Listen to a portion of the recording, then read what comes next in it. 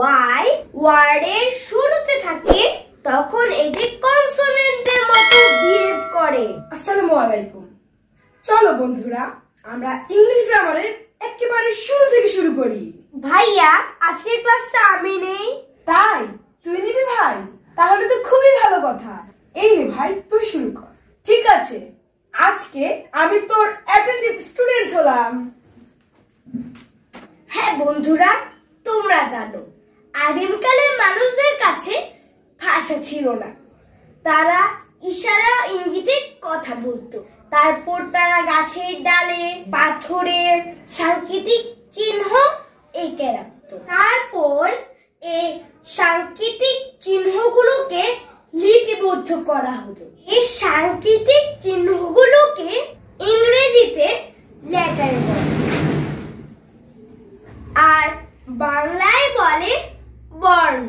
এবার এই ইংলিশের সাংকেতিক চিহ্নগুলো দেখো, যেমন এ একটি লেটার, বি একটি লেটার, সি একটি লেটার, জেড পর্যন্ত সবই একটি একটি করে লেটার। এই লেটারকে দুই ভাগে ভাগ করা হয়েছে, এক ক্যাপিটাল লেটার, দুই স্মল লেটার। এই 26টি লেটারে মোট 5টি ভাওয়েল আছে আর বাকি সবগুলো হলো কনসোনেন্ট।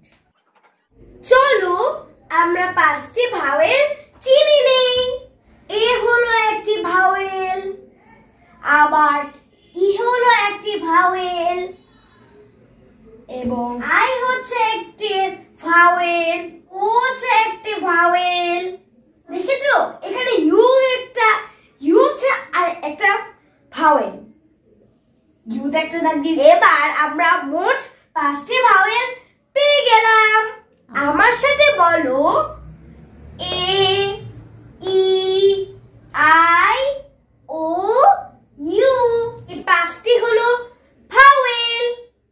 এছাড়া আরো দুটি সেমি ভাওয়েল আছে, সেগুলো জেনে নিই। সেগুলো হলো ডাব্লিউ এন্ড ওয়াই। তাহলে আমরা জেনে গেলাম দুটি সেমি ভাওয়েল, সেগুলো হলো ডাব্লিউ এবং ওয়াই। বিশেষ করে যখন ডাব্লিউ এবং ওয়াই ওয়ার্ডের শুরুতে থাকে তখন এটি কনসোনেন্টের মতো বিহেভ করে। এছাড়া মাঝখানে এবং শেষে বসলে সেটি ভাওয়েলের মতো বিহেভ করে। ইন টোটাল এখানে 26টি লেটার আছে। এই 26টি লেটারকে একসাথে অ্যালফাবেট বলে। হ্যাঁ ভাই, ভালো বোঝাচ্ছিস, গুড জব। তাহলে আজকের ক্লাসে আমরা কি শিখলাম?